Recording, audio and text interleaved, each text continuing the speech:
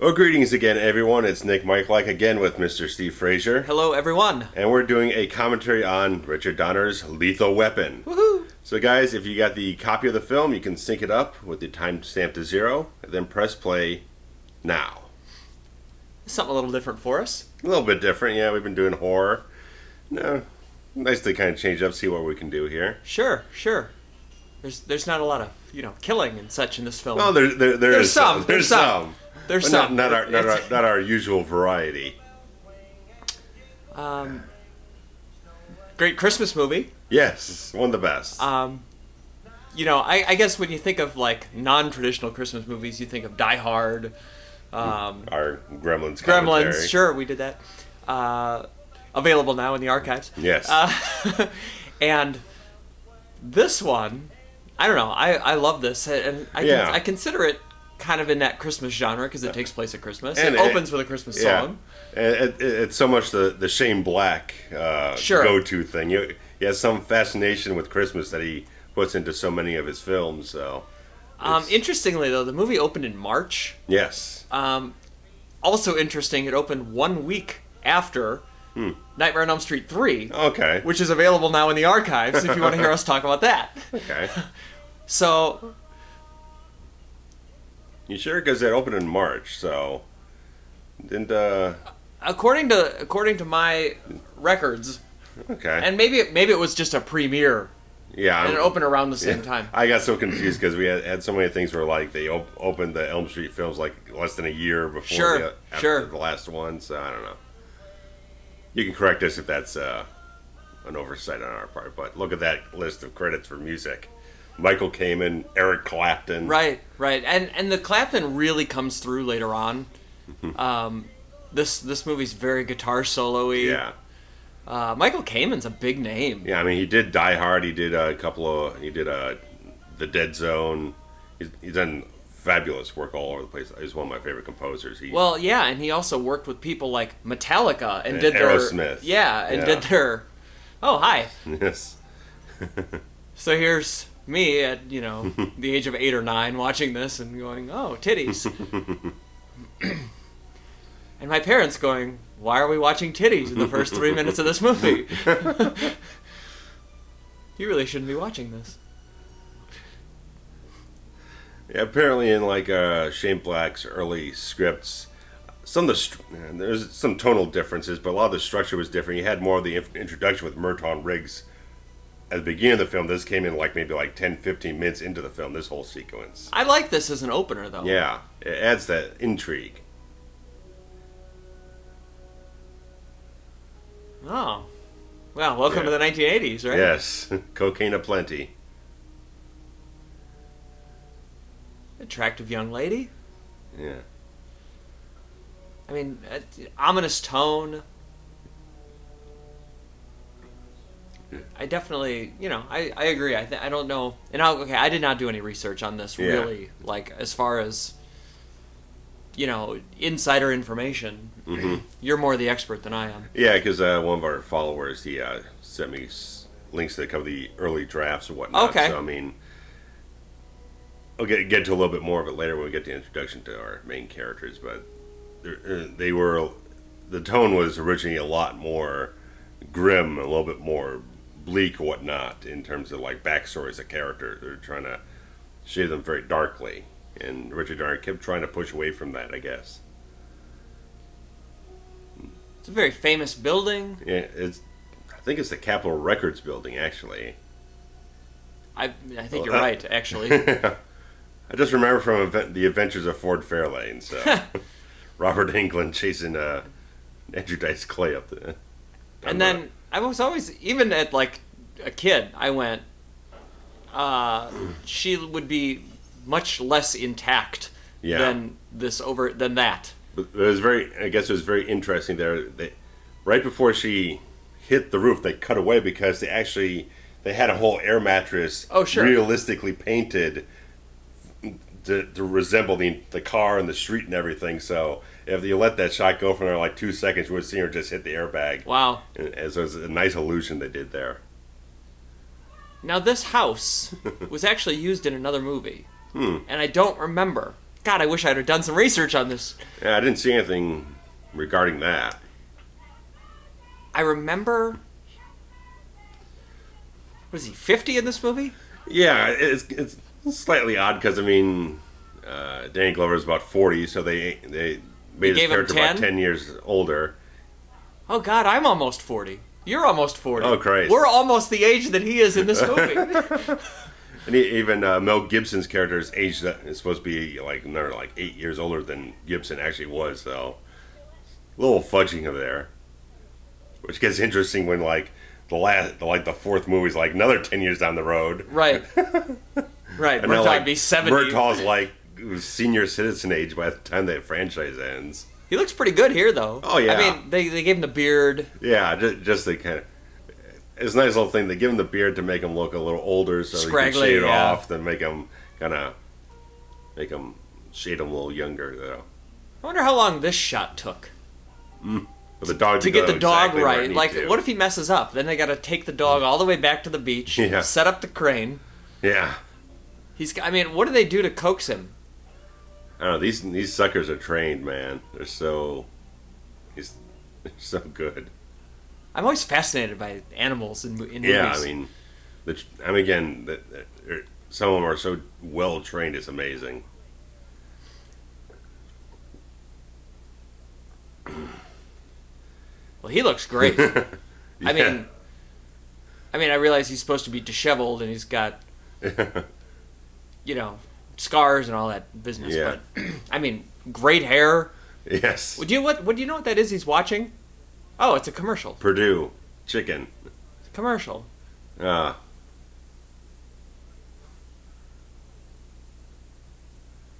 Norcold. I'm not familiar with Norcold refrigerators. No. But he's drinking a Coors, the banquet beer. Coors. That's a good choice for a guy who wants to shoot himself in the back of the head. What great hair. Oh.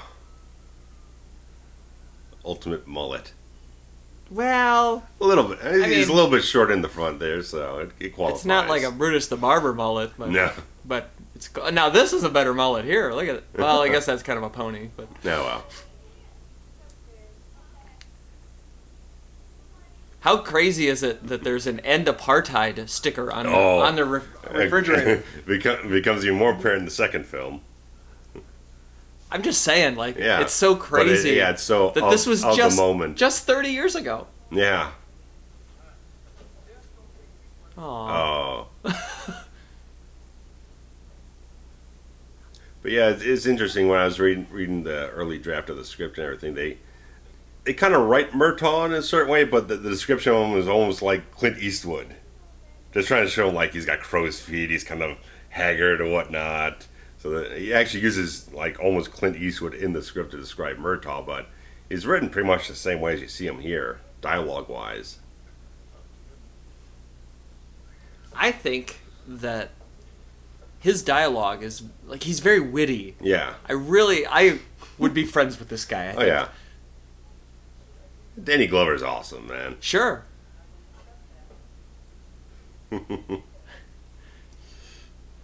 Remember when orange juice came in a glass bottle? Not anymore. Talking about Michael Hunsaker. Michael Hunsaker. It's so weird to me. So we are recording this in suburban Chicago. Yeah. Where Christmas time is... By the way, she's smoking hot in that dress. I completely understand his nervousness right now. Yes. That dress is great. She's smoking hot. Okay, I digress. Chicago Christmas time in Chicago does not look like this. No, we've got snow everywhere. There's it's gray. No palm trees. It's gray. Yes. Literally gray in the sky for 3 months. Yes. And very depressing. Even if it's not snowy, it's cold. Look at these people. Yes. This is July in Chicago. Yeah. Now, I don't know when they filmed this, but maybe the spring or summer before. Summer before. It looks like summer to me. And because it was probably closer to the fall because when they're shooting the downtown on the strip at the end of the film, they decorated everything just a few months earlier than Christmas than they would normally do. So I think it was maybe like July, August, September. Uh-oh. Amanda Hunsaker. Prostitute.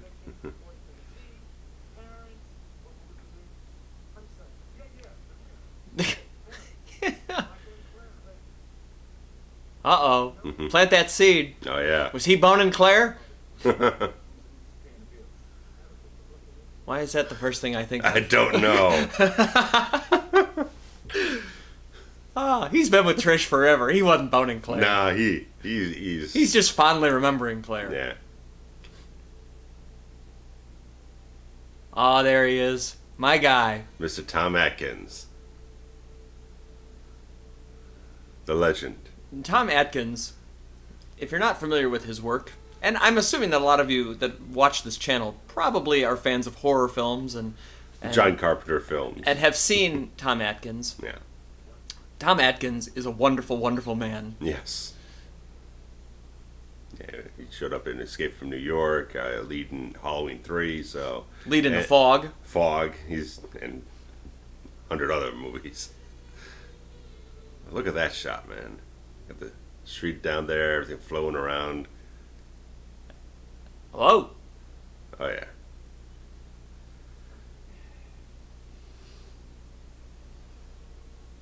What is he checking for? Yeah. Just creating some business for himself. Every time that somebody goes in a film to test the purity of cocaine, they always taste it in their mouth. I don't... I'm not an aficionado of cocaine. I'd like to be, but I'm not. And I don't know what kind of... Maybe some of you have done cocaine. I don't know. Can you tell us what they're looking for when they put it in their mouth? What are they tasting? I don't know. Maybe, is it maybe like you're a law enforcement expert who can give us a bitterness content? Just to making sure that it's not baby powder or, powdered sugar or... Maybe that's it. Maybe they're looking to see what it's not as opposed to what it is. This is kind of interesting because, I mean, we're watching the theatrical cut of the film, and there was something called a director's cut, which is not technically a director's cut. It's more just an extended version of the film that Richard Donner did not approve. But there's like 2 or 3 other scenes before this with Riggs in it, where he's gunning down a sniper in a schoolyard and some other stuff. And I kind of like those scenes, but I can understand why you don't need them in the film. One, Richard Donner was trying not to get that dark about things in the film. And it goes pretty dark. And everything you need to understand does get explained in other scenes with a bit of a different tone, but there's still good scenes that they cut out. I kind of like this scene right here because... He's showing a little wacky. He's goofy, he's crazy. And at this point... There's this Stooges shit. Well... up until this point right here, you still don't really know if he's even a real cop. Yeah. And that's some buckshot if there ever was one. Oh, yeah. I love how... And this movie is one of those movies where the bad guys are the most inaccurate shooters of all time. And the good guys are... You're like single round to the heart every time. Yeah. Can we mention again how great his hair is? Yes. One more time, please. I mean, at least in the case of Riggs, it's because he is a trained sniper and everything. So, I mean, at least... Right, there's a little bit of logic to it. I guess. Yeah. I mean, that's what the whole title of the film is. It's based around him. Yeah, he's the lethal weapon. Exactly. So, really setting up this crazy angle. Yeah, and the slight death wish type of thing too. I mean, he's willing to provoke a situation, right? Because he kind of doesn't care what the result. With disregard for the consequence. I mean, look at that. That's acting. Very underrated, in my opinion, as an actor. Yeah, I mean, obviously Mel's got his personal issues of things, but as an actor, as a director, the guy is top form on everything he does. There's the Stooges again. The Three Missing Links. I believe that was one in later on in the 40s after Curly had a stroke. He wasn't on his game. This is phenomenal scene here. Yes, this is the scene that actually got him cast in a movie version of Hamlet. Oh yeah, that was very, very popular. That Hamlet. Yeah. I'm sure lots of people listening to this or watching along had to read and or watch a film version of Hamlet in high school. And I know that a lot of high school English teachers chose the Gibson version of Hamlet as the one to show. I guess they load real rounds into the gun for this. Really? To give as much authenticity to him that in the back of Mel Gibson's mind, he knows it's a real live round that he's putting in there to just drive it forward. That he doesn't have that thing. It's like, oh, it's still a little fake to him. There's still a real danger to him in the scene. So it just... I don't think that plays out in 2017. No. It's, especially, I mean, after like The Crow or something like that. Right. Brandon Lee. And look at that. He's even wiping it down and everything. I don't know. That's... There might be a cop thing. Yeah. Keep your gun clean. I don't know. It's almost like he's wiping it down for prints, but... Yeah, but at this point, who cares? Yeah.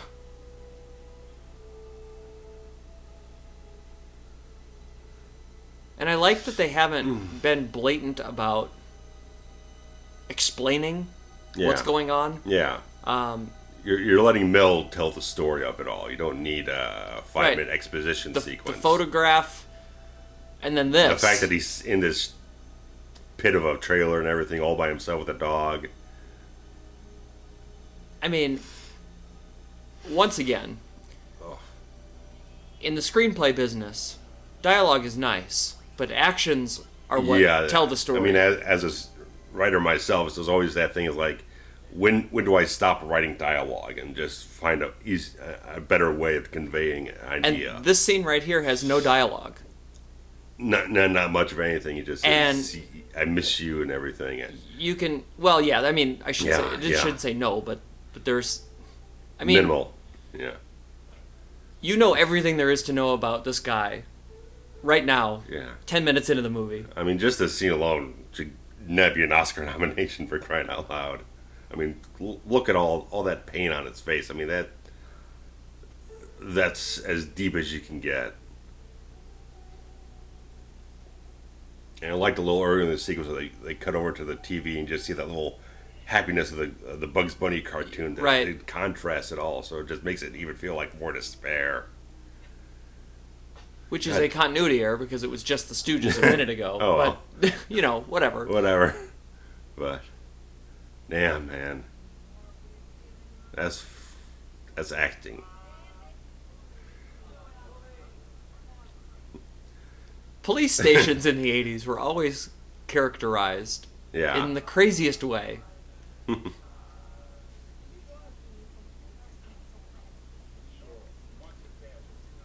She's kind of a Joel Silver regular. She shows up in Die Hard as like one of the news reporters. I don't think I knew that. Yeah.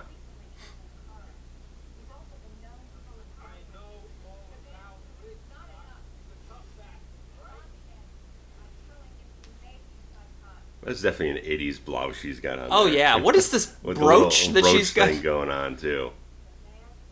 Hair's fine, though. I mean, I could run today. Sure. It's fine. She's not hair-sprayed it to death. No, the hair's good. Yeah. Because you know I'm a hair critic. Yes.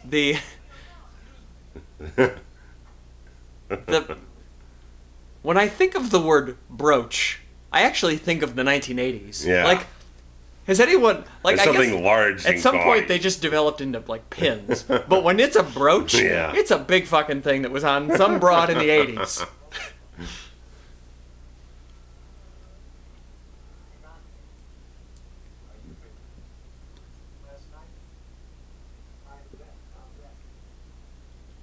this police station kind of feels a little authentic in a certain way. It doesn't feel like it's too jazzed up or whatnot. It feels like a regular office building. I guess. Actually, it probably feels more like an office building than a police station, probably. Yeah,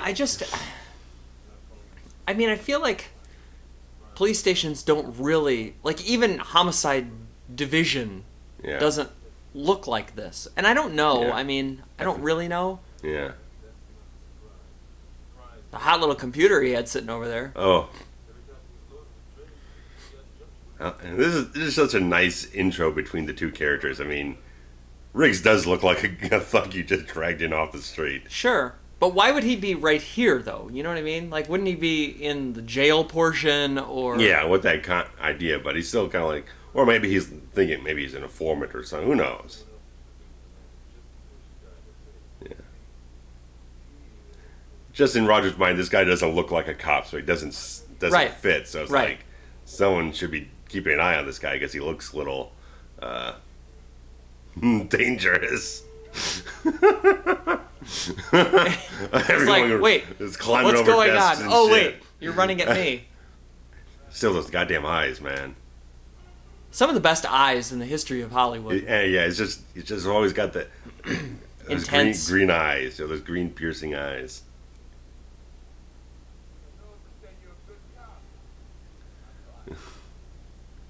Good little feeling out. Why does he have his lights on in the garage? Beats the crap out. Now he turns them off. Now he turns them off.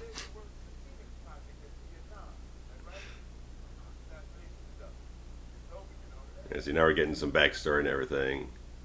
Talking about Vietnam and sniper stuff. And we did have mention earlier that Murtaugh knew Huntsacker from Vietnam. So Vietnam was still hot as a topic in the mid to late 80s. Yeah, I mean, you saw like Oliver Stone films coming out talking about it and shit. Yeah, it was still raw, I think, because it really had only been, 10 to 15 years. Yeah.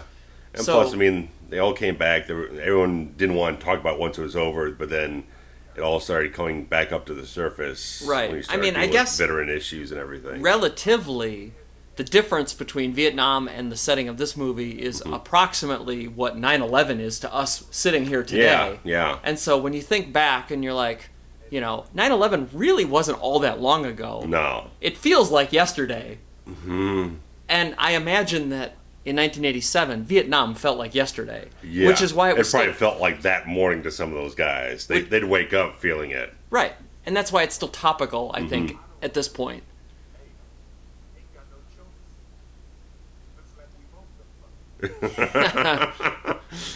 Danny's just so fantastic in this movie. I don't think he gets enough credit for his talent.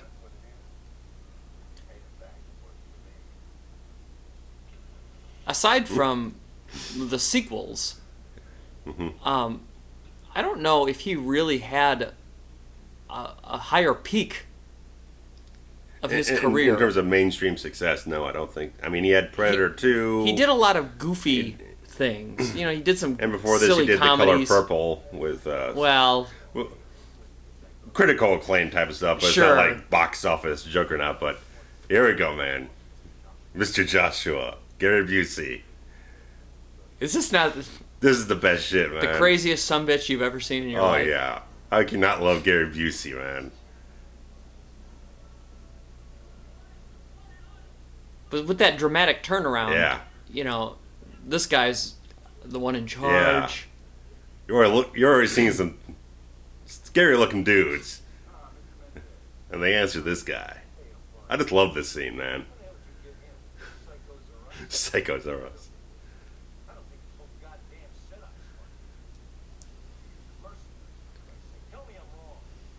Like a Kurt Russell type. Dollar store Kurt Russell.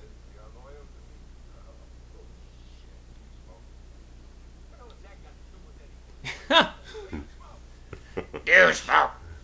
This guy's look at him, he's sweating too, man. The terrible sunglasses. What is the band that's rehearsing in the other room? Are they like audition? Why was he watching them? I don't know. I imagine he runs the place. Owns the place. Was it sound check? Oh, here we go, man. Now you know you're dealing with some scary sons of bitches.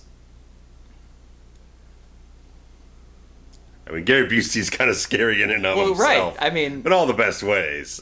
But these are some serious dudes. Like, is that really just a distance shot right there that they just, it's sitting 2 inches away from his arm, and because of the way they filmed it? They might have put that might have been a stunt thing. Stunt thing might have put some kind of protective prosthetic arm or something.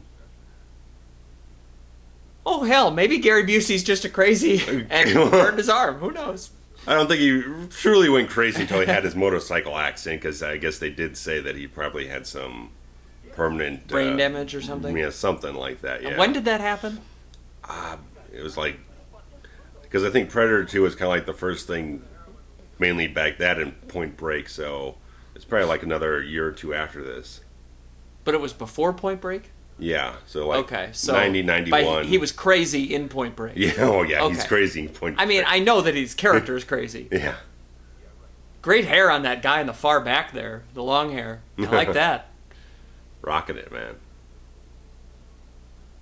Look at this. Is this place open right now? Like there were lit candles at all the tables? Yeah, I mean... I don't understand. The band's playing. It's 2 o'clock in the afternoon. Oh, here we go, man. I was going to say that's the DP's dictate or something, man. Make it look nice. But Tom Atkins needs some attention here. Tom Atkins has a great mustache. Yes. Bet old mustaches in the scene. When I think of Glover, I don't think mustache. But when I think Atkins... I actually forgot he had it in this one. Actually, I don't know if I think he has it in all of them. I think he does. I don't know why. I just saw the beard and figured he just shaved it all off, but I don't think so. I think in Predator 2 he's all full shaved. So here he's... This is, he actually knew what she was into, the daughter. Yeah, that's why I was calling Roger before, because he was just trying to get some help for this whole thing, to try to get himself out from underneath it. Videotapes. Oh, now we're talking my language. Dirty videotapes. Yeah. If it's dirty, I'm in.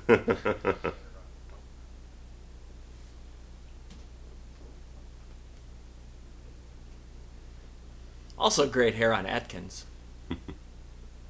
That's a good touch to have the baby photo. To have the current photo with the baby photo. Yeah. I mean, just little shit like that. Yeah, I mean, that's Richard Donner. He's always got that little attention to detail type of thing in his films.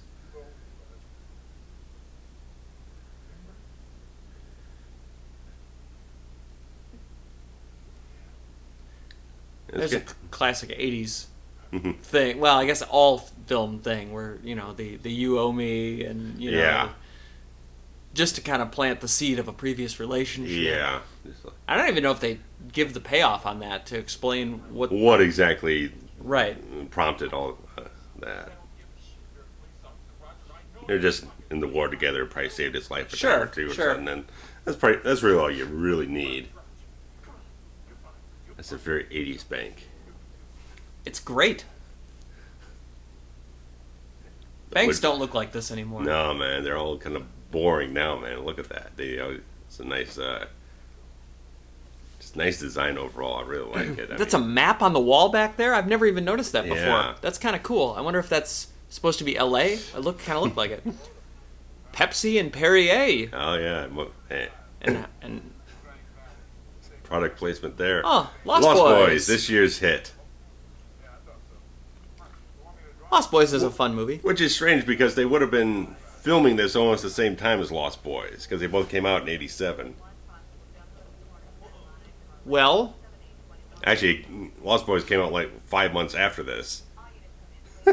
That's strange. Yeah, it came out in the summer. This came out in the spring. Weird. Preemptive marketing. I don't know what's going on here, but we need to investigate this further. The only link is Richard Donner produced Lost Boys. That's all there is. Maybe that's what... Maybe so, okay. And they're both produced by Warner Brothers. He puts in basically a trailer for his upcoming movie and called it a hit preemptively. Neither one of them cops are wearing seatbelts, by the way. I don't know if you noticed that. That drives me nuts in films. Just put a damn seatbelt on, for Christ's sake. Well, okay, now in 1987, though... I don't get out of a park without putting on a seatbelt, so... But in 1987 you did. Well, I wasn't driving in 1987, no, so I don't know. I definitely remember... I mean, there are people that I know that still, to this day... It's hard to get them to put on a seatbelt. Oh, I know.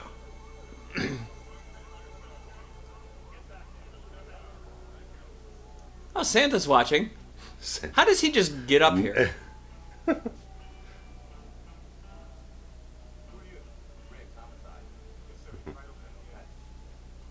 I love that his casual nature.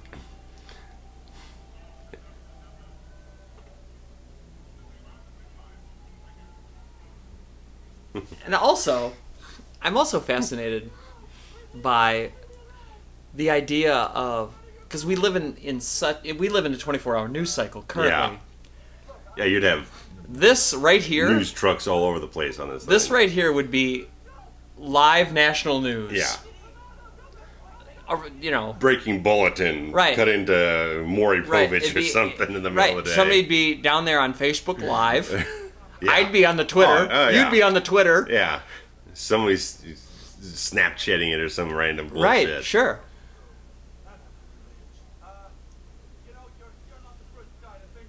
I'm just... This is such an interesting scene here. The suicidal guy is actually trying to talk the other suicidal guy down from not committing suicide. It's got enough of a quirk to it to be fascinating. Well, see just how nervous he is because of that. Well, part of the storyline here that we kind of glossed over because we were talking is that they don't really know if he's really feeling this way or if he's faking being crazy just to get benefits or something like that, you know. Yeah. And I want to say it's after this scene that Glover says, you know, oh, maybe he really is crazy. Yeah. Yeah, they pulls him into the store across the street and they have that confrontation.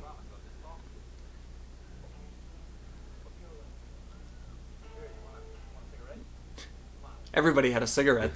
Oh, yeah. In the 80s, everyone had a fucking cigarette. A pack in their pocket and everything. Why aren't there more people watching this? Like, people are just walking by casually?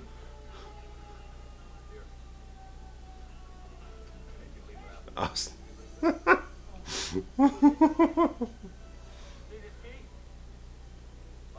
Bye-bye is so great.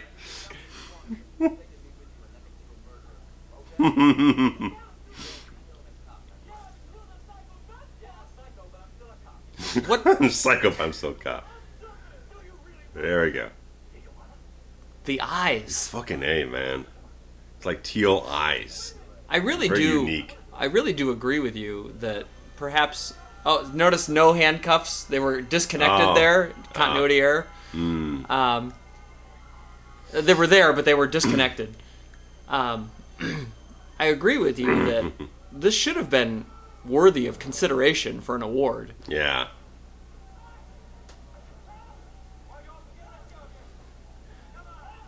I love that, you know, now this guy's like saying, hey, this guy's crazy, get him off me. Job.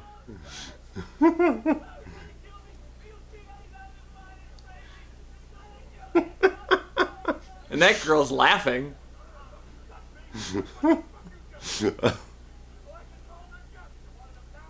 He's down. So great. So great. And who decides they're going to go on top of the Oriental rug and ceramic tile building to commit suicide? That's the problem with LA. There's not a lot. I love the door. The door swings open the wrong way. But yeah, that's the problem with LA. There's not a lot of tall buildings in Los Angeles. Unless you're right downtown, right? Yeah. So let's go on top of the 3-story building.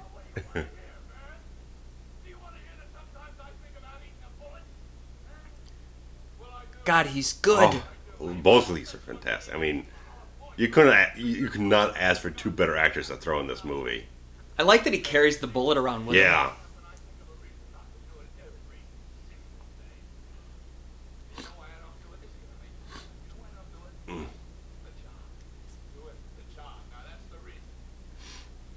sweaty. Yeah, he's...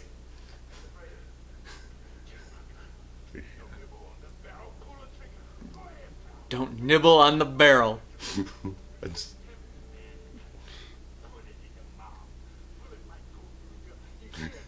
I mean, he's been with this guy for like, what, a couple hours, and he's already been driven off the edge with this guy.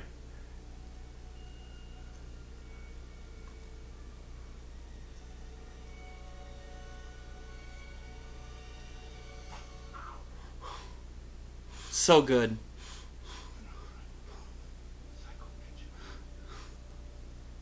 God damn.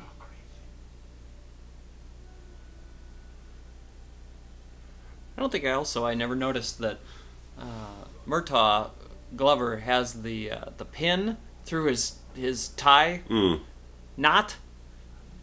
I don't know what that is. Is that just decorative? I mean, I've worn shirts and ties my whole life, and I've never had that little pin thing through there. Oh, here! Look at this mobile phone. One of the first mobile phones in a film, I believe.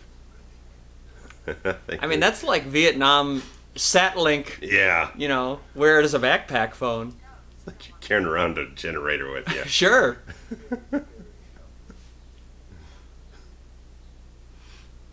Here comes the line. Yep. Spawned 1,000 cliches.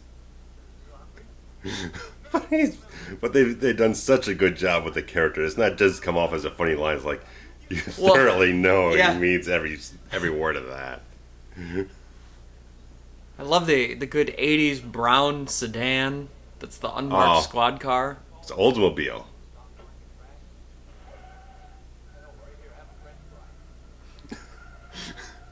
He eats a lot in this movie. Yeah.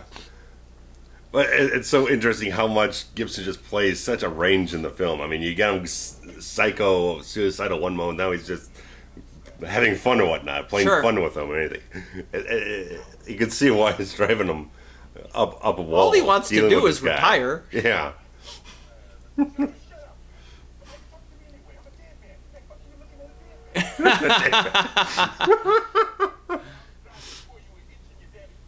Oh, that's a great line. Itch in your daddy's pants.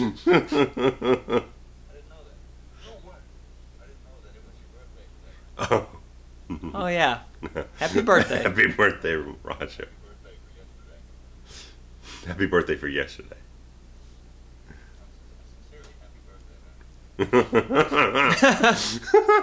I wouldn't have actually done all that shit earlier if I'd have known. What about you?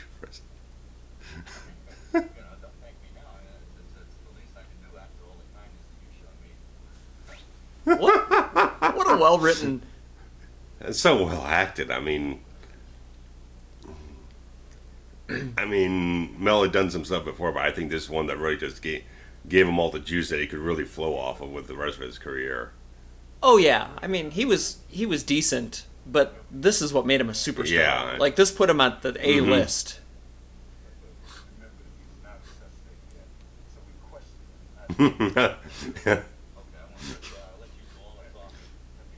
Right.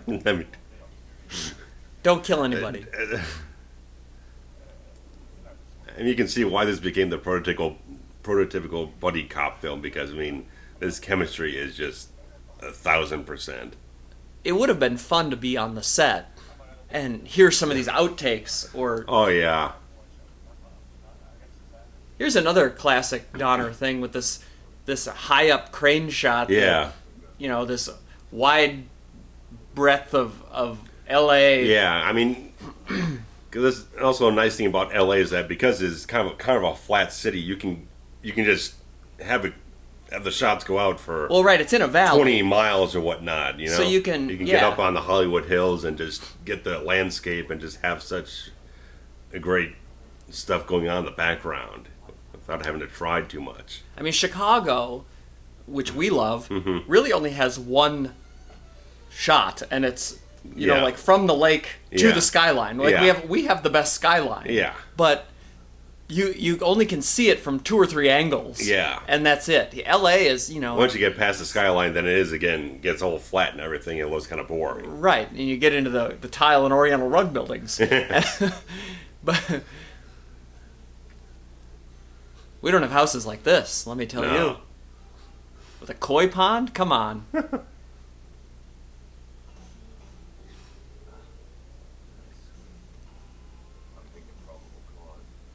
Oh, yeah.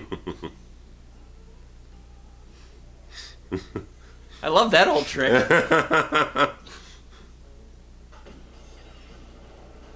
Now, I've seen movies. Those girls are wearing way too much clothing to be packaging cocaine. Yeah. They're supposed to be wearing a face mask and nothing else, right? Pretty much, yeah. That's usually how it is when they're going for authenticity. If he's wearing like a leather bondage getup or something. Sure.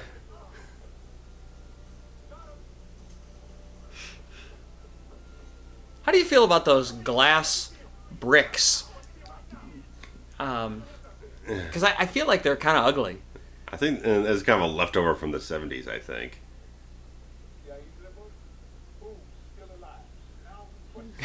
We quit. Right.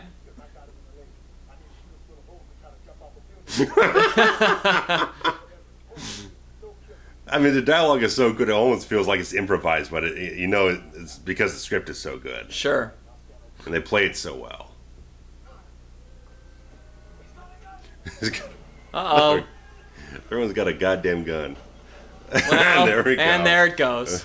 Okay, so this part right here used to scare the shit out of me as a child. That's total nightmare scenario there. This right here is like the scariest thing. Mm-hmm. I think drowning is like terrifying. Terrifying.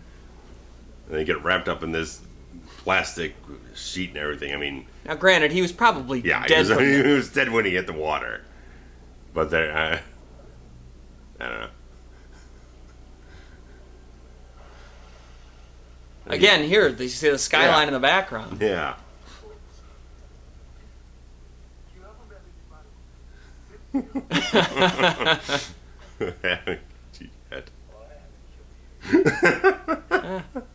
This is still the first day. Can we reiterate? Still the first day. That's a hell of a first day.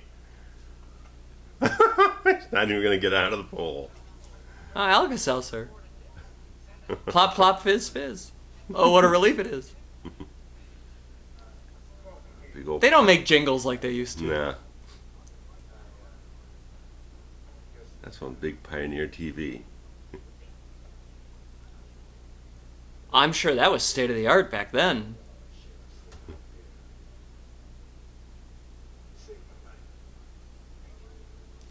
Is Murtaugh wearing sweatpants?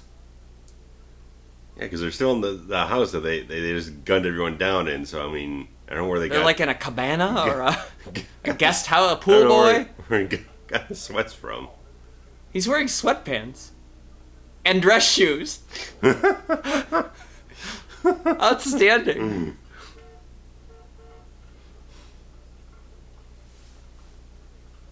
What is that outfit?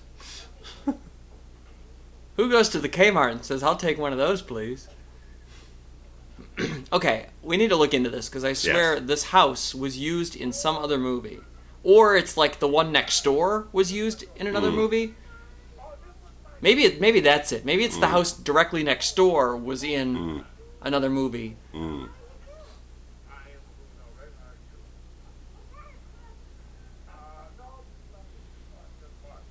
Yeah, because I'm not sure if it's a real house or... I think it is. I think this is a... Because, I mean, obviously at the end of the film, they crash a car through the living room, so it doesn't seem like it would seem more like it would be a backlot thing, but I don't know.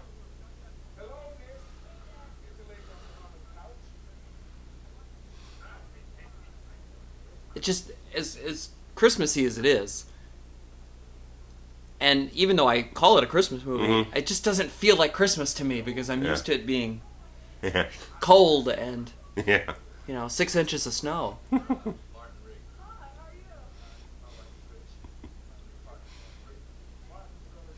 It's very interesting, this psychotic nutcase that I've been suffering through all day. I gotta take him home to meet my family. Right.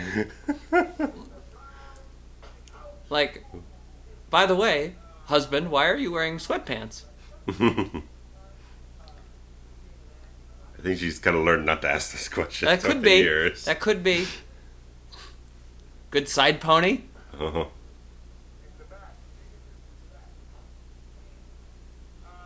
Oh, hey. Good evening, pot of coffee. I want to be here. Oh, yeah. Oh, boy. She likes his hair as much as I do.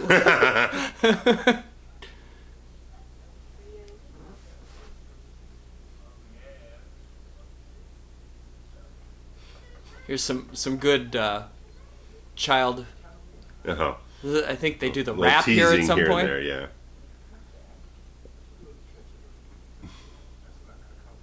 I feel like this is a very realistic scene.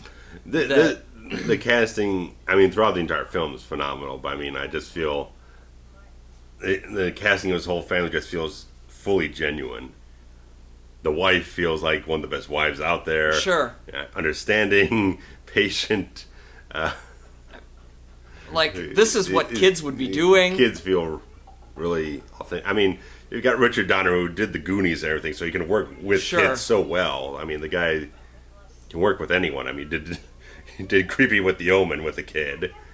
He can do so much. He do it so well.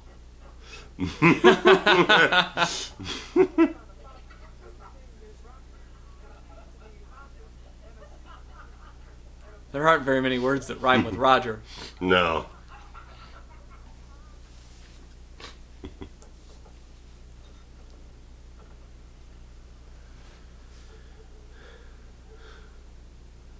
See, this is what Roger's going to do in his retirement. He's going to work on his boat. Work on his boat, sail on the ocean and everything. I took every bit of savings from to buy that thing. I know how much it costs. That's a great line.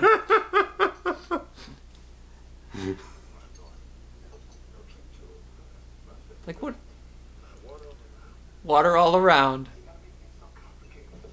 Like, what is he doing? Another Coors.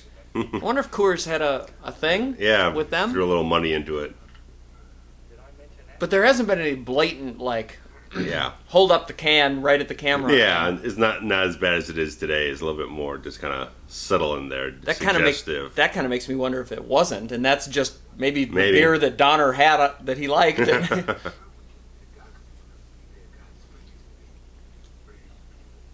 The Pepsi earlier seemed much more the Pepsi and Perrier was Here the brands, see them very clearly in the middle of the screen. Right. Don't get it too out of focus. And I want to say that this was before Coors Light even existed.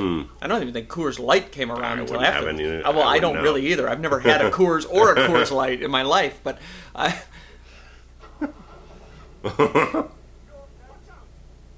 Watch out! Watch out! What are you gonna? How about you watch out? You're still wearing the rented sweatpants from earlier?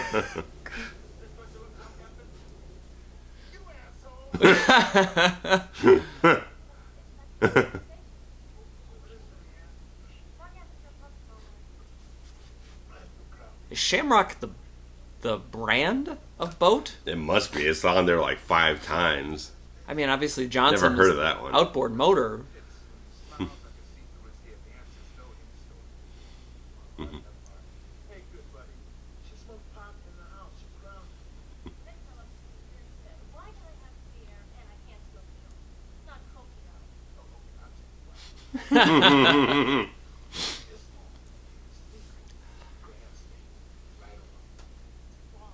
It's a gateway drug, lady.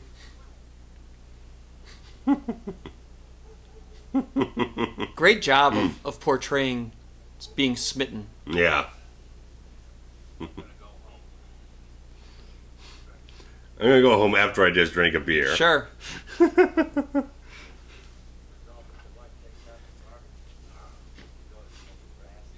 How does he get home?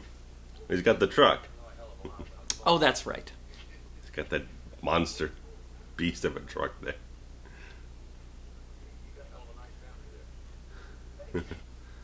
It really is a great contrast too, because he's got like the perfect family. Yeah.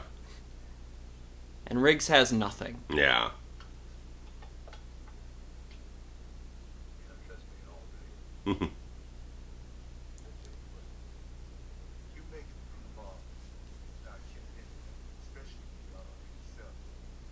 Huh.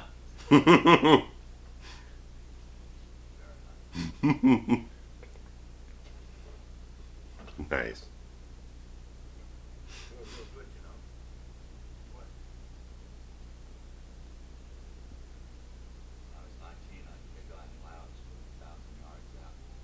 Well, here we go. Exposition. Yeah. Mm-hmm. Which I guess is nice because it sets up later on. Yeah. It gives him some credibility. Mm-hmm. Mm-hmm. And I guess they picked a semi-appropriate moment. Mm-hmm. Yeah, just the moment where he's trying to be vulnerable with the guy. Yeah, and everything. yeah.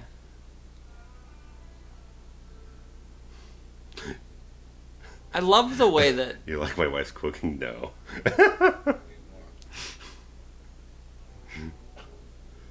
It's so nice. I mean, Mel's got the charm there and everything. We're going to be... He's like... He's honest. Yeah. Well, earlier he said he likes his wife's cooking. Then he asked him, really do? No, not really. So, he's trying to be cordial with the guy and everything. So, I mean, he's trying to be nice with him because, I mean... It's been a nightmare to him so far. One of the things I like about Murtaugh's character is I love the way... Oh, wait, is that a Coors Light? That is a Coors Light! Okay. This makes me sad that Yeah. he's opening his presents after everybody's gone to bed. Yeah. But I guess some families do it that way. He just sets that aside. I like that. I like the way that he says, hey, Riggs. It's always like a second, almost like a Columbo thing, where it's like, one more, Yeah. like one more little thing, and he does that a lot. And I don't know, there's something about it that He just giving it that second thought with the guy is like, his first reaction is kind of like, get away from this guy as fast as possible. Then he also like remembers that moment or two and whatnot, where he's like kind of being forgiving and whatnot, trying to be a little bit more understanding. Yeah. Well, now we're the good. Big old eyeglasses and everything. We've got some alone time. We got a naughty video.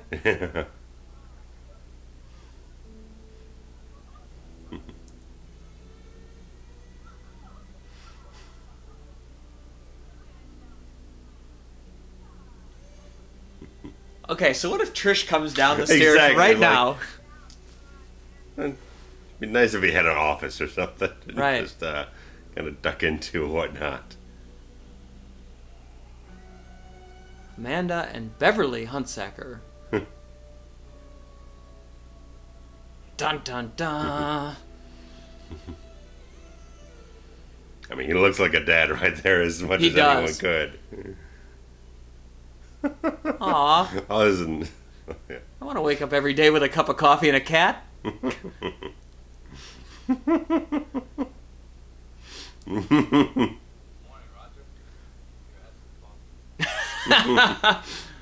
can't escape this guy.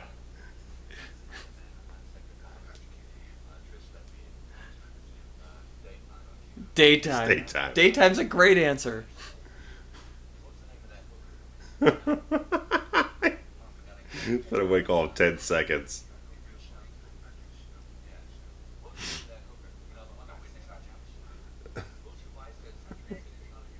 I'll just drink the coffee myself. Nope, No. Never mind. That's the kind of shit that makes this movie brilliant. Yeah.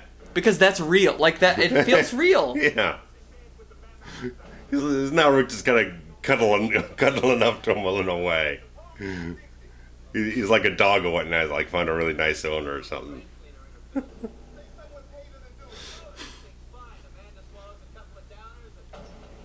I like this too because now they feel like they're working as a team. Yeah. They're coming up with a theory. We're like halfway through the movie. Yeah. And generally, this is really the type of scene that a screenwriter really wants to do. Is like two characters, they're interacting while they're doing their business. You know, right?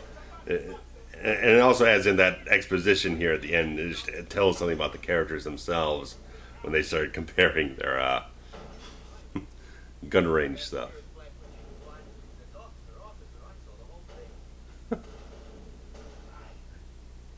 Yeah.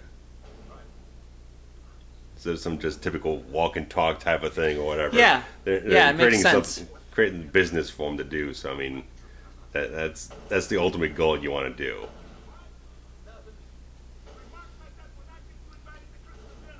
Change it for the better. Read them and weep.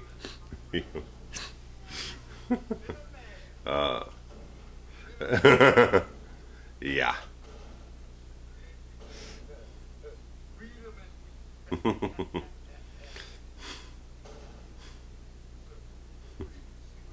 It's like you really don't want to answer that question. Okay. Let's really measure our penises really right now. Here we go.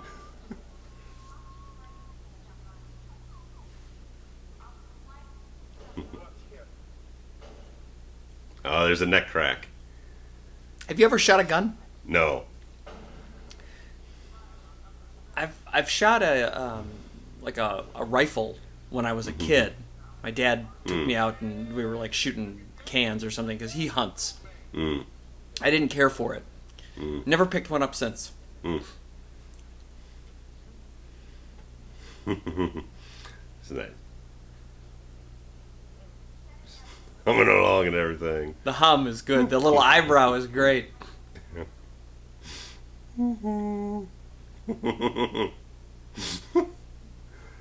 But then, again, this ties into what he was saying in that other scene. It's like, I shot a guy from like 60 yards and whatnot. Only like 8 guys in the world could probably do that shot.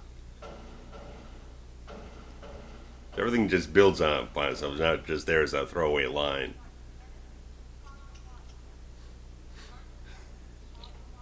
The hum on the return. Yeah, it's just like, yeah, I've got you beat. I already know I got you beat. I don't really have to. That is amazing. Have a nice day.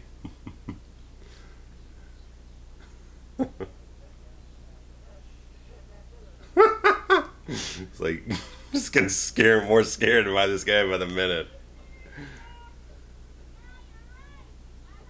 This is one of my favorite scenes. Yeah.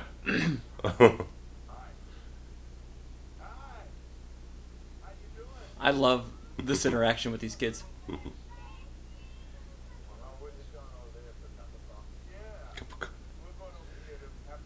Nice snowman on the roof of this really crappy looking home.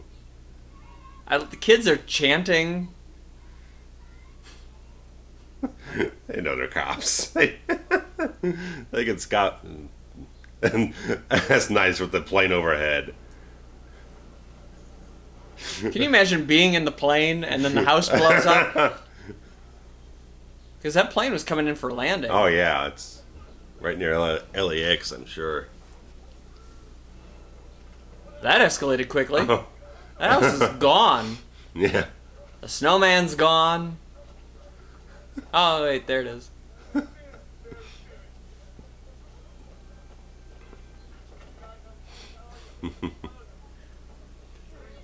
The kid's wearing 3D glasses.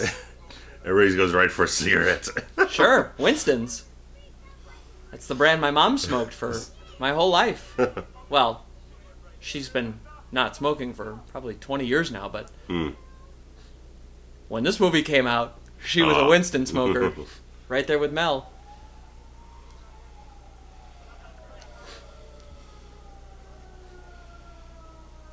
That burnt wood is covering up the intersection there. You could... Pro stuff.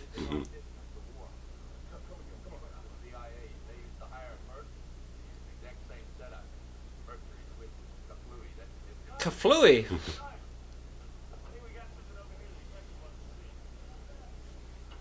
Just curious what that cross street is. So, if I'm ever out that way, we could pinpoint this actual location.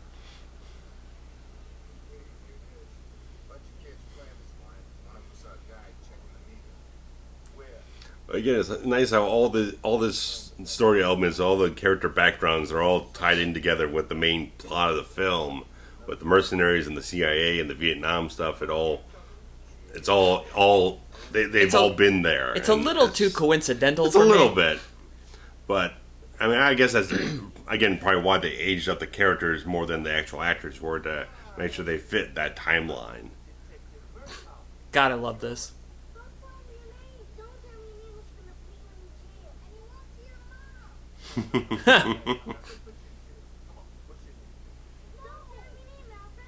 Oh, Alfred! Alfred, hi!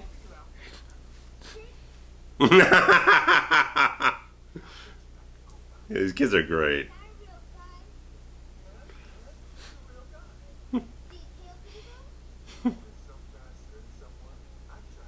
Shoot him in the leg! Try to shoot him in the leg.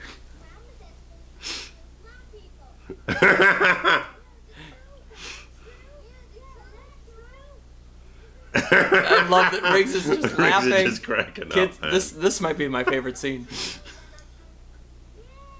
I like ice cream.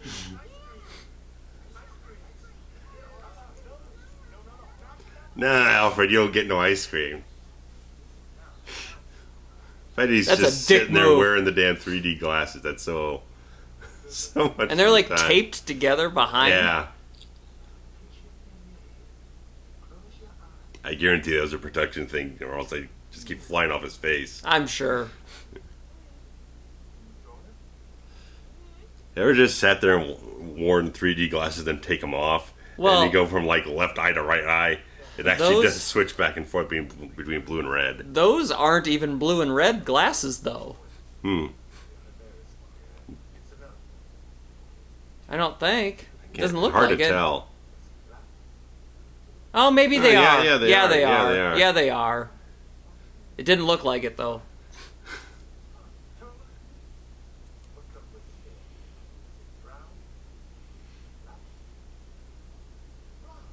Blonde.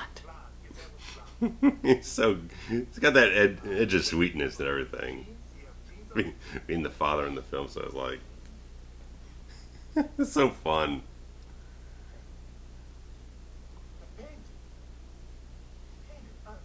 And again, the Shane Black scripts were just very dark in tone and everything, and that's why they brought in another screenwriter to kind of lighten it up and everything. Because Dick Donner just wanted to have. Didn't want to have so much edge. He wanted to have kind of a balance between the seriousness, a little bit more the sentimentality of the whole thing. Sure. And I think that's drives for the success of the film.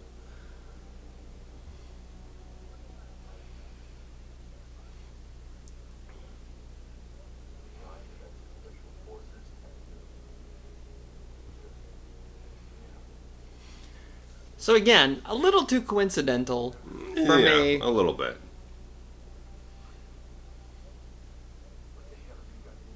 That's a great question. What you got me into here. Yeah.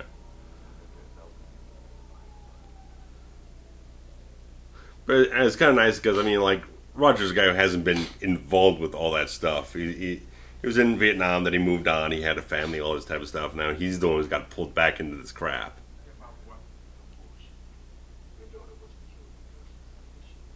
And now they're going to go to the funeral? This is actually the funeral? Seaside funeral.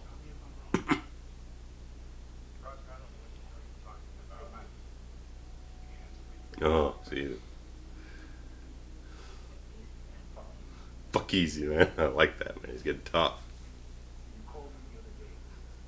Roger's just getting sick of this nonsense. Well, Atkins might not be on the up and up. Yeah, exactly. He's got terrible taste in upholstery. I mean, it's kind of almost admitted as it is already. I mean, well, that eggnog. Party nog, it says on the box.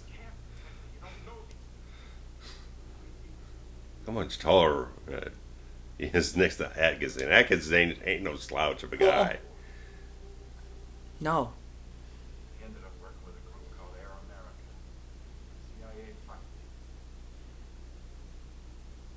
And people always found it kind of interesting that they mentioned this Air America when Gibson and Robert Downey Jr. ended up making a film called Air America like 2 years later. Oh, did they? Yeah.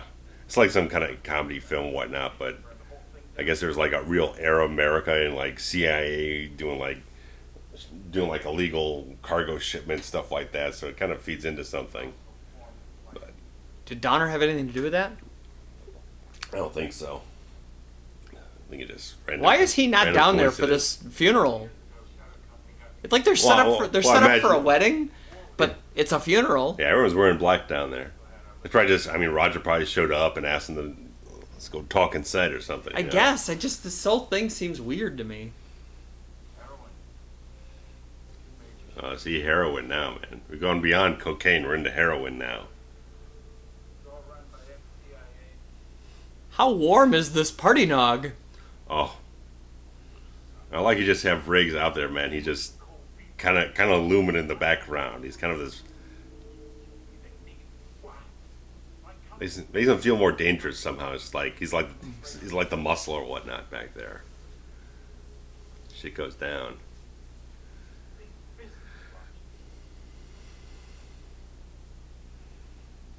And now we've learned that Atkins is really in over his skis.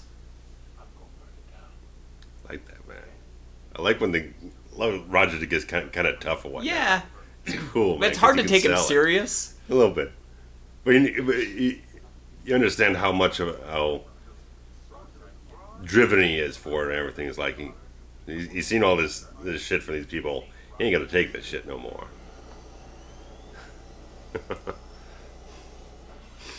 There we go. Shot through the eggnog. Bye-bye. What? How ridiculous is it that he just rolled up in a nobody heard the helicopter. Yeah. He just emerged in a chopper. And I had to be one expert pilot be flying it that close to a freaking house. What a beautiful setting. I mean, look at this. Like, this is an actual property somewhere. This isn't, like, in 2017, this would be a CGI location. Yeah. This is actually somebody's property. Yeah. I mean, it might not be a house, it might be a country club or a whatever, you know. But. Oh, there's that phone again.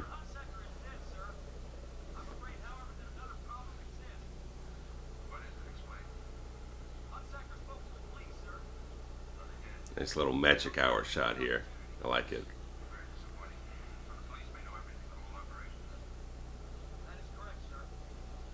Busey is wonderful. Mm-hmm. What vehicle is this? This is a fire truck? What is he in? Some kind of delivery truck or something.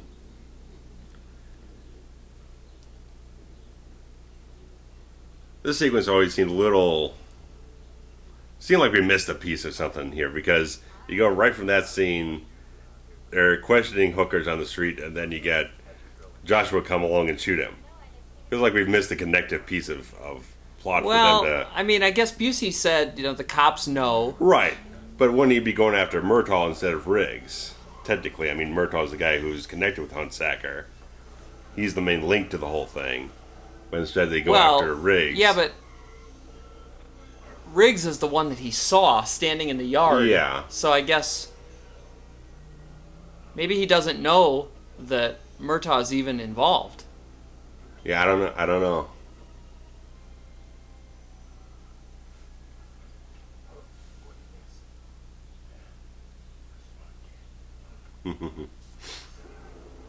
Oh, he's pissed now.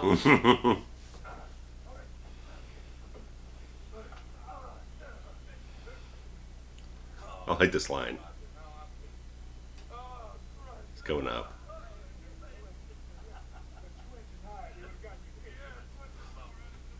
Again, another spectacular acting performance. Here it comes. He describes Joshua like this. This.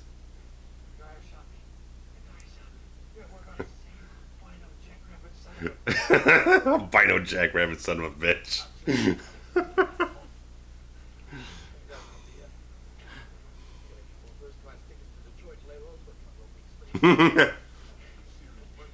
First class tickets to Detroit. Okay. Is that a... Boy, what's in Detroit other than Axel Foley? I wonder if that's an homage. Beverly Hills Cop or something. Yeah. Because he had, he vacationed away from his dirty crime scene to Beverly Hills. Maybe he just wants a white Christmas. I guess. But who the hell goes to Detroit for anything? You go to New York or something. Detroit's the worst city in the country. That's not true, but it's up there. Oh. I hate Detroit.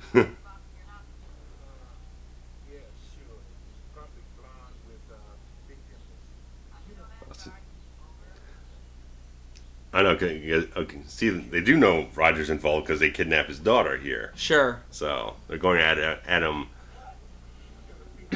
more subversively because they don't know what he knows. Right. What Hunsaker told him, if he's told the rest of the force about it.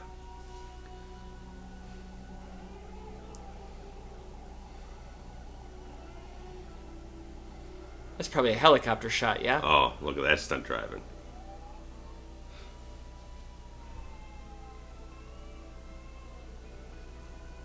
We're getting a little bit more of that bluesy music in there. Yeah, like that Clapton. Yeah. Letting that thing sing.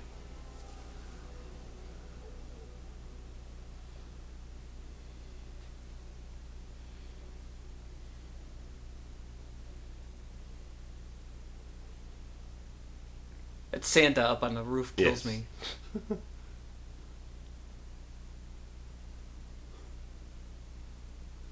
I mean, nicely decorated, really. Yeah.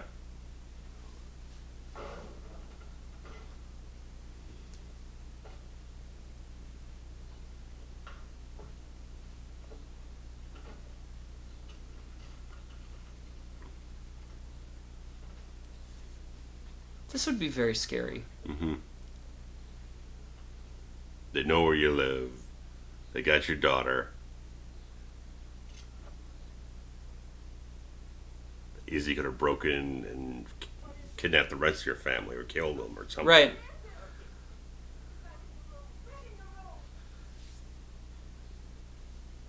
It's late at night. She was in bed. And this is what she's wearing?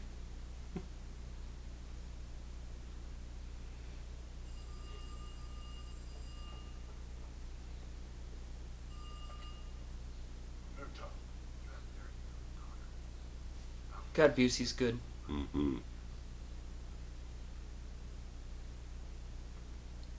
know, for the 1980s, there's a severe lack of wallpaper in this film. That's true. We've not had a wallpaper set yet. Well, Trish Murtaugh, she knows how to decorate a house. She's a classy lady. Oh, look at them eyes again, man. He can tell a story with his eyes better than most.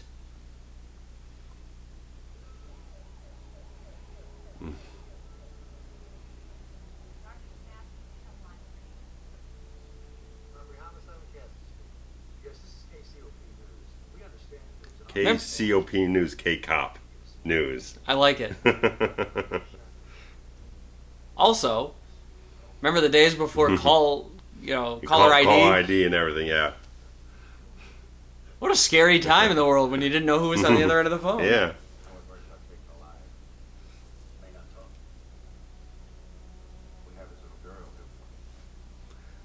We haven't talked about Mitch Ryan there, man. He plays things really well in this film. He's not in it very much. Not as much as Joshua, but I mean, he's got that sternness to him. He feels like a real asshole. Yeah, General McAllister is the character. So I mean, he's really good.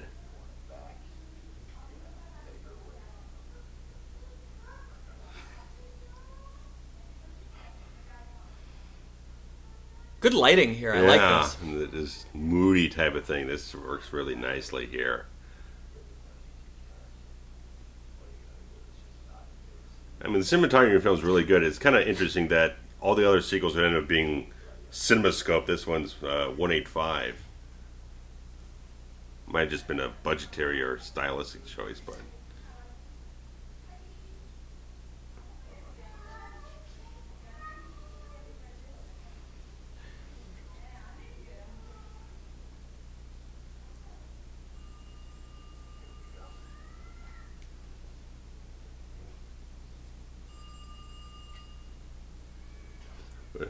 This is nice in the story where I think that the bad guys have gotten one up on them, but now they're able to kind of turn things a little bit more towards their advantage, where they're playing out the whole thing with Riggs, thinking he's dead. Big, epic shot here, too.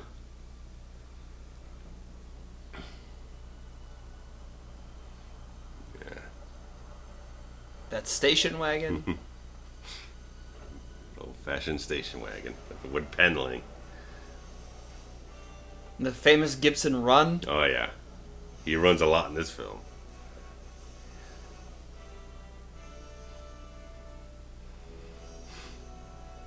It's fascinating to me that this is the same country that I live in. Yeah.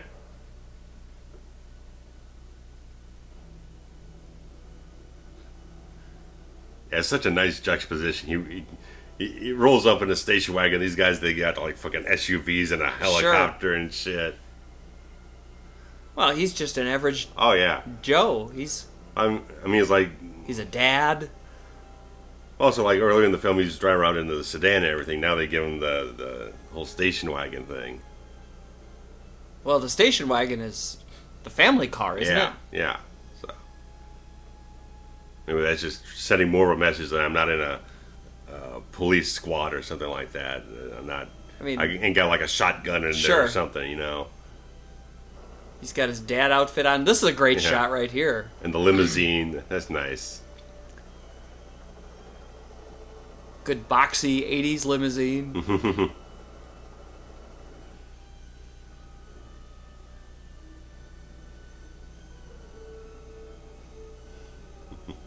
Nice photography again. Always like that kind of that heat mirage type of thing coming out. It always gives it such a great flair. Well, it's funny because we're not in the scene, but we know what the scene feels like because of that shot. Yeah. Again, as Joshua ends up saying, like the might, the firepower they have, they feel like this presents them as an imposing force. Well, I would think that any posse that shows up with a helicopter would be considered an imposing force. Indeed.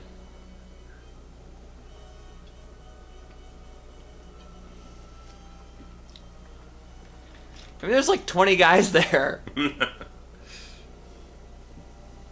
Okay, maybe it's like dust, 8, man. Right, like what if they had to reshoot this? How long does it take for the dust to settle before they have to reposition or something? The chopper doesn't hit his mark or something. Actually, it looks like it goes away pretty quickly. Yeah. Must have been a windy day.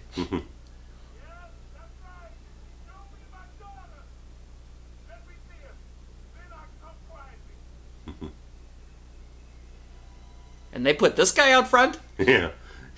He looks like the first guy to get the bullet, you know? There's my guy with the good hair on the back there. Mm-hmm. That guy. That dude, yeah.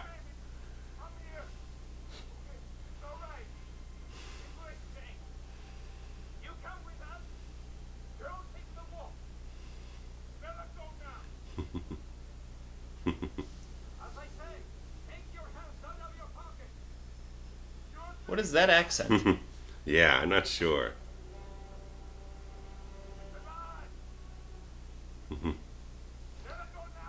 That cardigan sweater. He's spectacular. Sneakers. He's got sneakers on.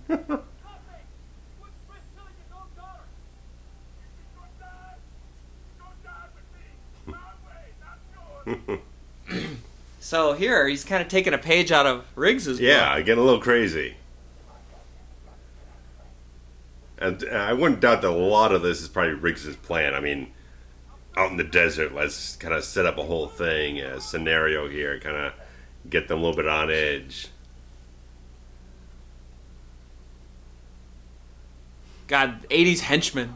Damn right, man. They all had suits, sunglasses. I can't get over this vest. The white vest with the burgundy under. Yeah, I mean it's not befitting of a mercenary or whatnot, but it's the pants, the sneakers. But Busey's so good, he works it. Aww. Oh. He was wearing a brooch too, like a bolo tie. Yeah, bolo. I don't know about that. Good hair, bad bolo. Nah, need some better fashion, man. Get the fucking car. Push the dead body. Oh, look at that wood dashboard, man. Jeez. Was there an 8-track in there? Did I see? I would not doubt that.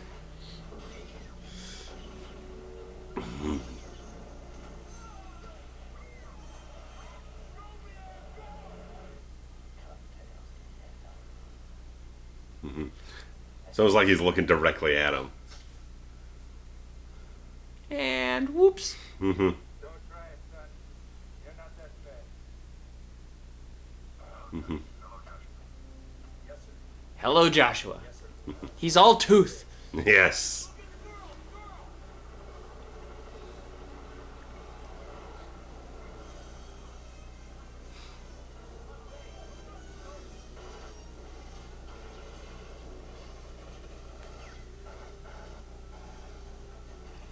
By station wagon. Yeah, I was gonna say. Impressive there, because the tire went, and then the holes. Thing looks like Sonny Corleone at the toll booth. Oh boy.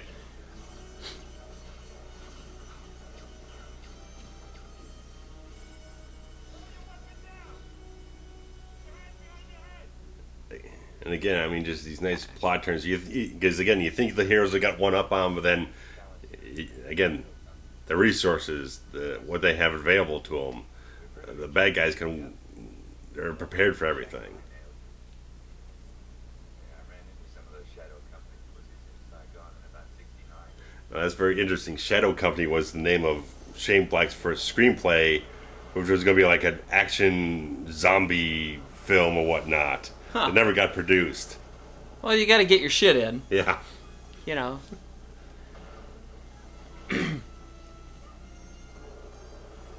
You know, you could break, honey. That's what I always say. It's like, just watch Top Gun. Just like slam on the brakes, they'll fly right past us. Right.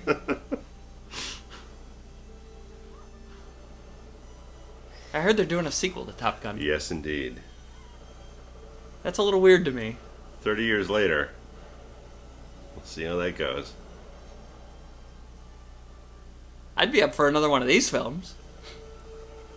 Be alright. I mean, I don't know what kind of story they could have 30 years later. Murtaugh's 75 years old. I haven't retired yet. No. What would he be, the police chief?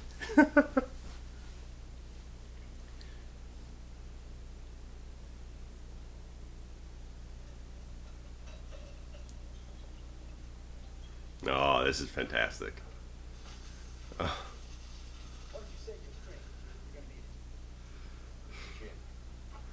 Who's the chin? Oh, can't get away with that shit now. That's a good look. Right out of Central Casting. Oh, he's in a million fucking movies. He's in Die Hard as well.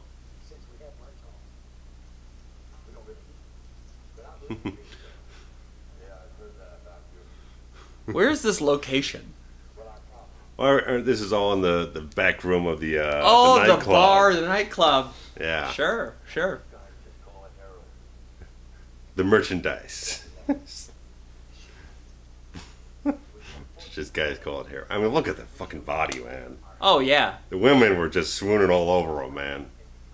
Well, yeah, you saw his ass earlier. I mean, yes. Come on. Bounce a quarter off that thing.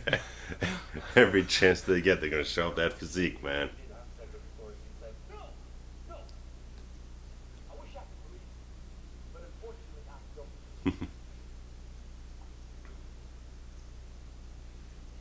Couple of chiclets there in the front.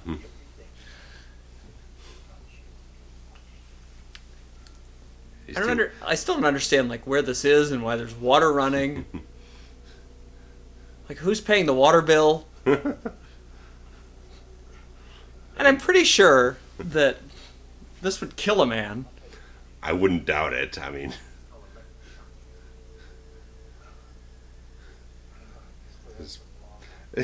I've never seen this type of torture in a film before. Really.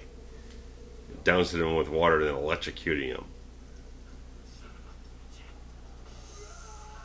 Oh. Like, I can't even imagine what that would feel like. Oh, jeez. I do like that they have his muscle, like, they're really showing off his abs there. Yeah. I like that, like, when Joshua goes to pull him, he gets zapped or whatnot.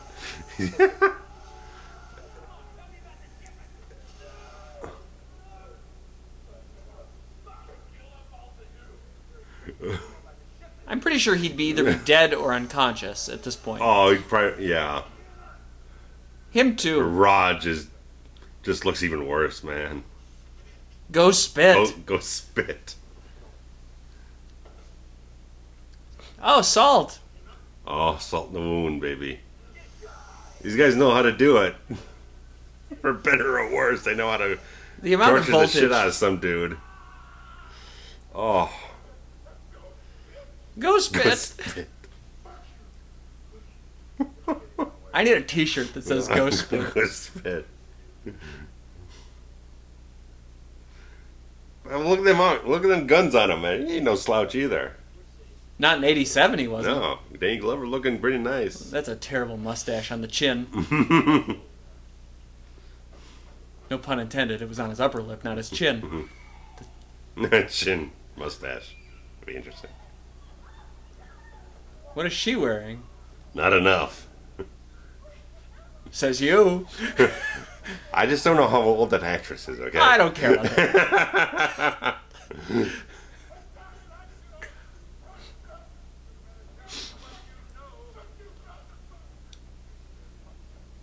I was only 6. She was older than me. That's all that matters. Here we go. This is where you see it. That's the good shit. Good head scissors here. Yeah, baby. And he breaks the guy's neck. Man, that's fucking badass, man. You don't see Stallone doing that shit as Rambo. No.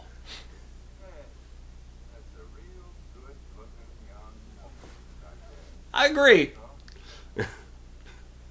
He's being a creep and everything, though. It's all right. Oh, I'm saying he's being the creep about it all. Well, yeah, I mean, it's a psychological thing. Oh, yeah. The old I like that line. There's no more heroes left in the world. And then he busts through the door. Looking like a fucking badass. Just right breaking necks and throwing rights. Yeah.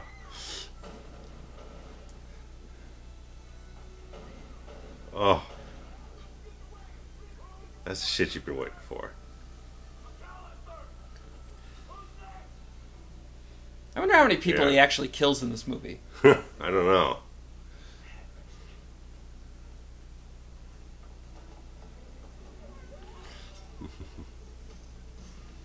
It'd be interesting to go through and count. Yeah.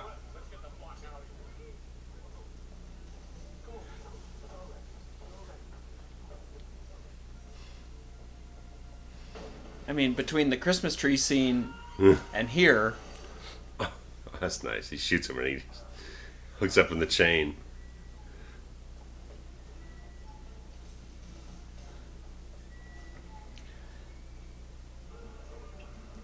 Oh, there's Mr. Foreign Accent guy biting it. Oh, that nerd that was out front? Yeah, yeah. What an untimely death for him. That doesn't. And these Asians are just sitting here watching the show. I don't hear the gunshots. Nobody hears gunshots in this. There's been like 30 gunshots around here. So it's like an Asian bar? Is that what's happening right now? I don't know. I guess so. Is that a thing? I mean, I guess it is. When they get outside, it doesn't look like Chinatown or anything. I don't know. Chinatown, Koreatown, I don't know. That's the shit right there, man. Gary Busey with a machine gun, give me that any day. Except in real life, because I wouldn't want that. As long as it's on film, I'm fine. Yeah. Gary Busey, fake gun. Okay. I guess it is kind of in Chinatown. Maybe not. Let's see some of the other buildings around here. There's a cinema next door. I like that. Yeah. Maybe I see like Chinese There's markings a Volvo on some, across the street. Some things, but then there's like the movie theater. When I was Vogue. Oh, it's an adults-only theater. Ah. Hello. Hello. Don't get that much. Oh, don't get that anymore. Star Angel.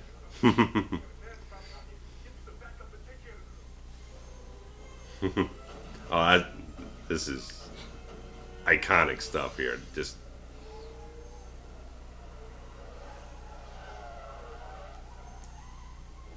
Yeah, there we go, man. Running down the middle of the road in L.A. Happens every day. Jumping over cars.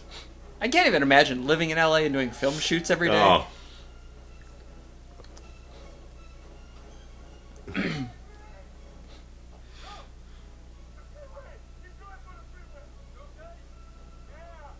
He's okay.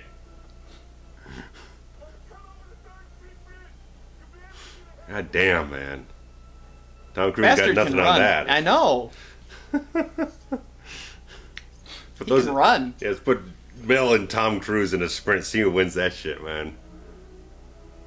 I think Tom wins today. I think Mel wins in 87. If we time travel both of them into the same moment in time. Yeah, I think in 87 Mel wins. Mel, yeah. But I'd say Tom Cruise wins today. Yeah. The gun in the pants and everything.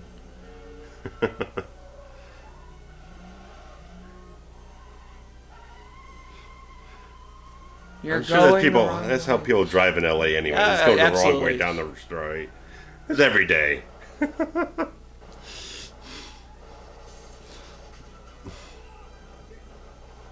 Oh, there we go.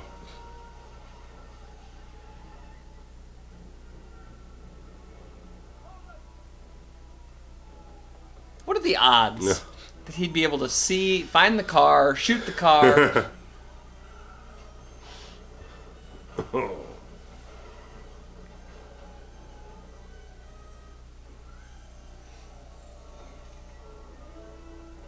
Like, I get that people know their way around LA because they're cops, but yeah, but this it seems a little ridiculous. Why is there this much traffic this late at night?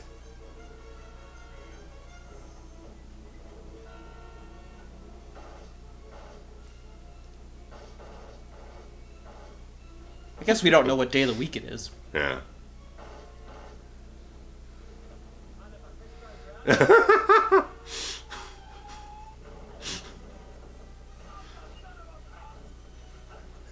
I'm sure a lot of this stuff happens in LA traffic far more than you really think it probably does. It probably does. Some nut job just jumps in your car with an automatic weapon or Mind something. if I test drive your Audi? Yes.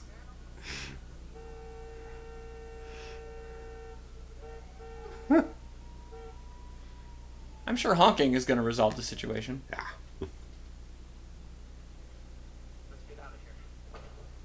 Taking a long time to get the hell out of there. Yeah, I agree.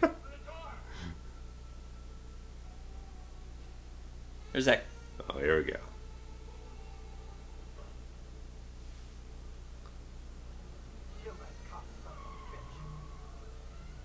Oh, yeah. The neck crack. Yeah, baby. Just like at the range. Yeah.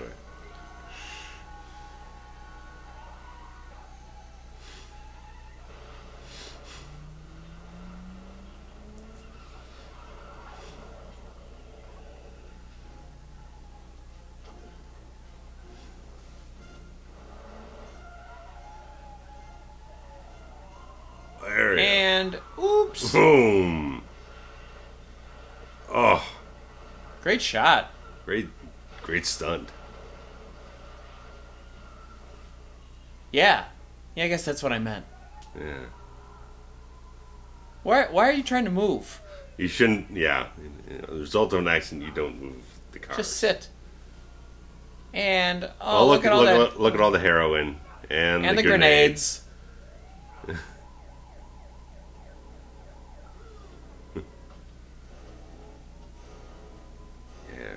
Glover's really kind of, he's jacked. He's jacked, man.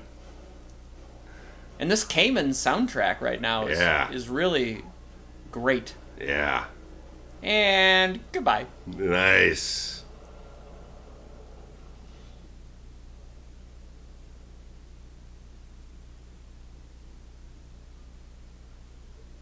I think I was watching when that blew up. I was watching the crowd of people across the street, and I think one of them started clapping, like because they were just, yeah, like, hey, it worked. You did it. We made a movie.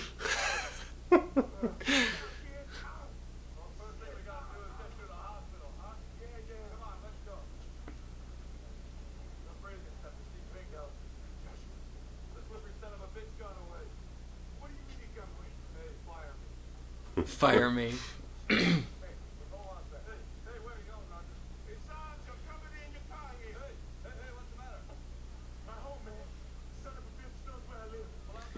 Son of a bitch used to mean something different than it does now. But you'd almost figure that, Raj, have your family go out of town for a couple of days. They already know where you live. Gotta stash them off. Right, that might have been down the coast or something. Right, like go visit your mother or something. Yeah. In case they come back for the rest of your family. Right. The fact that they got in once and took the daughter. Yeah. Well, they jacked the boyfriend in the car and kidnapped her there, but yeah, but they left the note. Left the note there, yeah.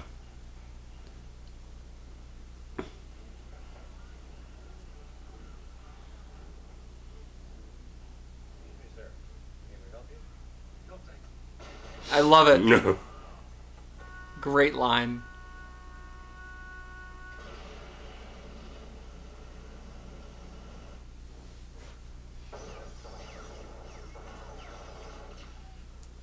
And so much for this house.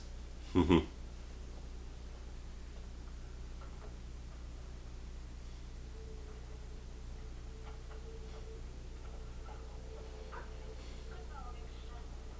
The end apartheid really gets me. Yeah. I'm trying to figure out who the photographs are on the fridge.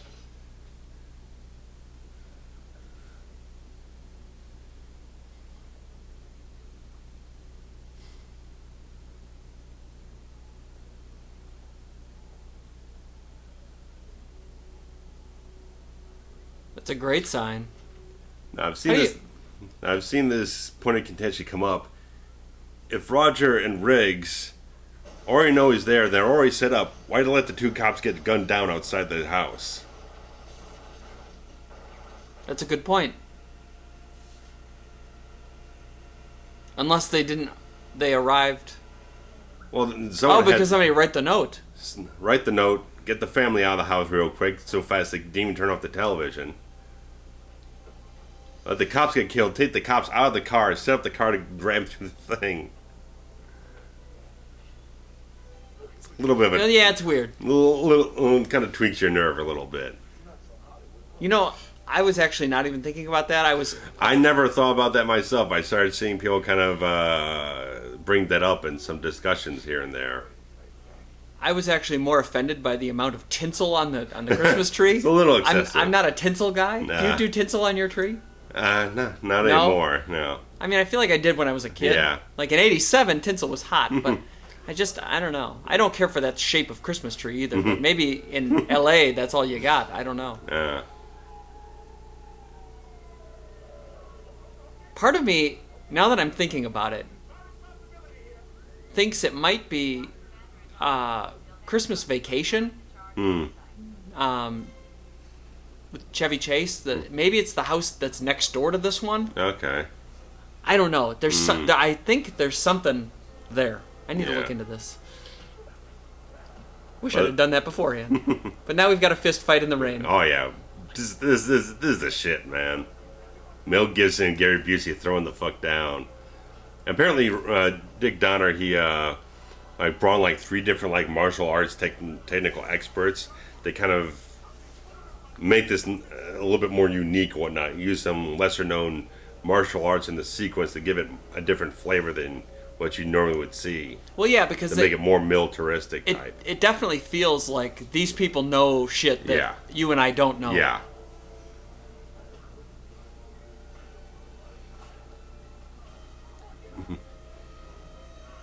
Just, I mean, and how they shoot this whole thing is completely different from the rest of the film. I mean, it just gives it all that visceral impact, I think. I mean, this is a little bit of the modern shaky cam type of stuff. Yeah, it's very frenetic. But not as bad because it's still lit well enough and shot well enough that you can still maintain geography in the scene. You understand who's doing what.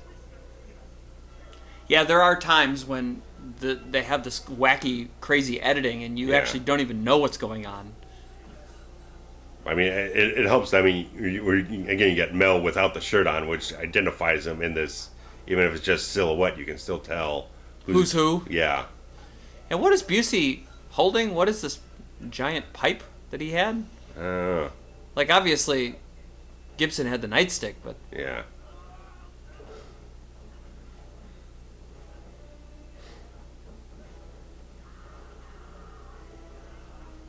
Apparently, this scene was supposed to run like another 4 minutes longer. Oh no! And they shot. I think it's best that they cut it down to what they were, because if it goes on too long, you get a little bored with it. Yeah. Keep it tight. Oh, I love that. Like, tag me in. Yeah. It's the mega powers. It's good stuff. And even if you can't see it all the time, I mean, I don't know if you get a stunt double that can look as good as Mel does without that shirt on. But enough of the sequence, you can tell that it's him. Gibson and Busey doing this shit, and it just adds so much to it. And Busey's the guy who's like, he commits to the role, he's all the way into the whole thing. He's not going to half-ass anything. Well, yeah, because he's crazy.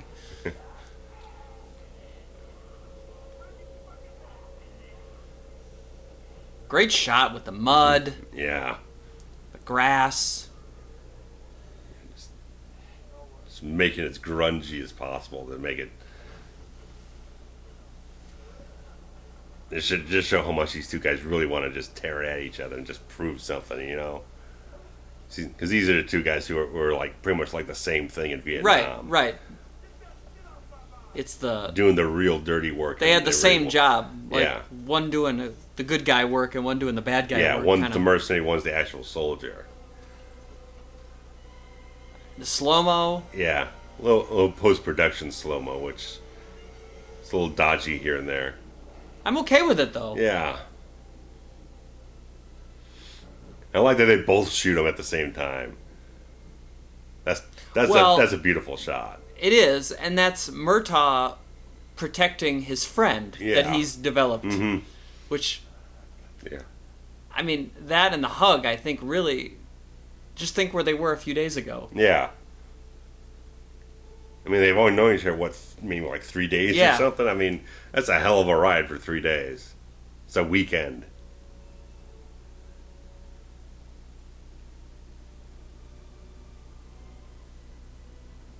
Such a nice shot. I mean, you get the beams of light coming through the rain. The tree, That's beautiful.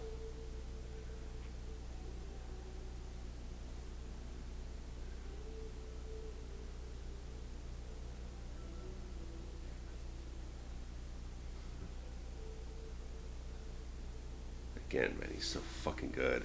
Yeah. I mean, he's perfect.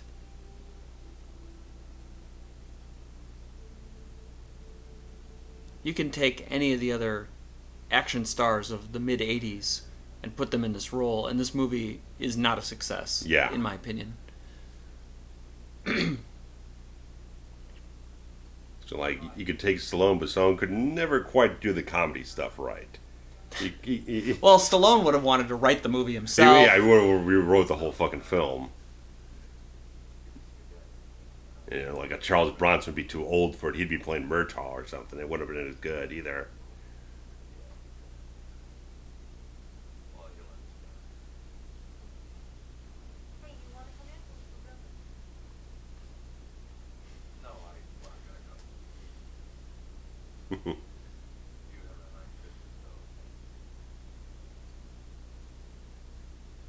She's kind of got some Busey teeth.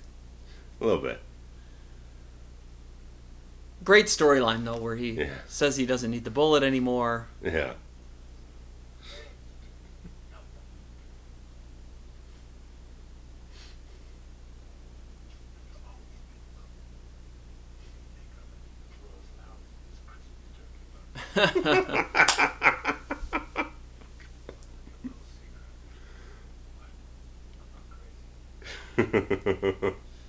He really does kind of just put a bow on the whole. Yeah. It's like what a well-written movie. It's like I was bad before. I'm all right now.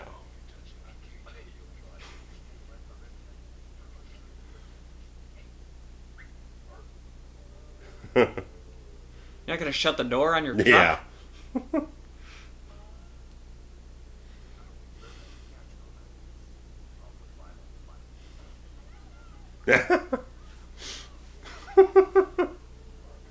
It just fixes the ball. And at what point? That's a beautiful touch. The one over the garage is out again too. Like, I don't remember when one coming undone wouldn't ruin the whole strand. Yeah, sometimes that happens, but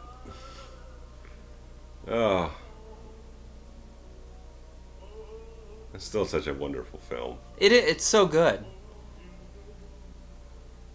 It's so well written.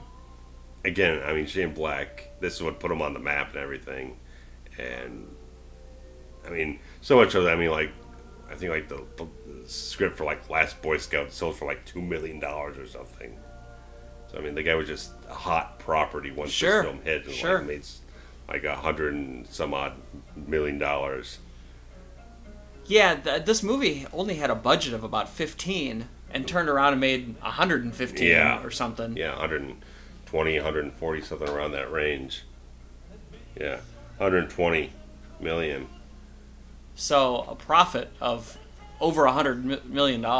Yeah. Like, that's pretty impressive. Yeah. Especially for a March release. Like, usually, now things were different back then. Yeah. But in today's world, if a movie comes out in March, you know that it's probably going to be kind of just a popcorn film. It's not going to be a tent pole. Yeah, things are starting to change a little bit where release schedules are getting a lot more congested, so they're starting to spread things out to decompress the summer. But in 1987, in general, for like the last several years, whatnot, March wasn't like a blockbuster month or anything. Right. Back then, there were only 120 films released in the whole year, and now there's 500. So,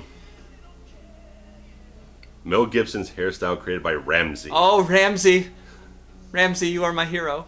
I don't know who you are. I don't know if you're still alive.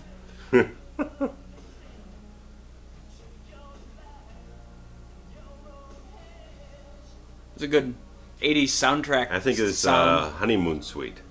Really? Yeah. And the lesser known hair bands. College football game. It doesn't say which one. That's hilarious. I thought they were going to give like actual song credits here. Yeah, I don't see anything.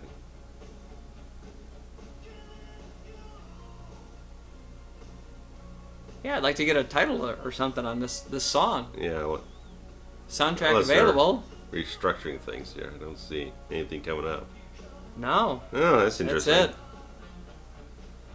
I never cared for that logo. Yeah, it's a little antiquated. Yeah, it's weird.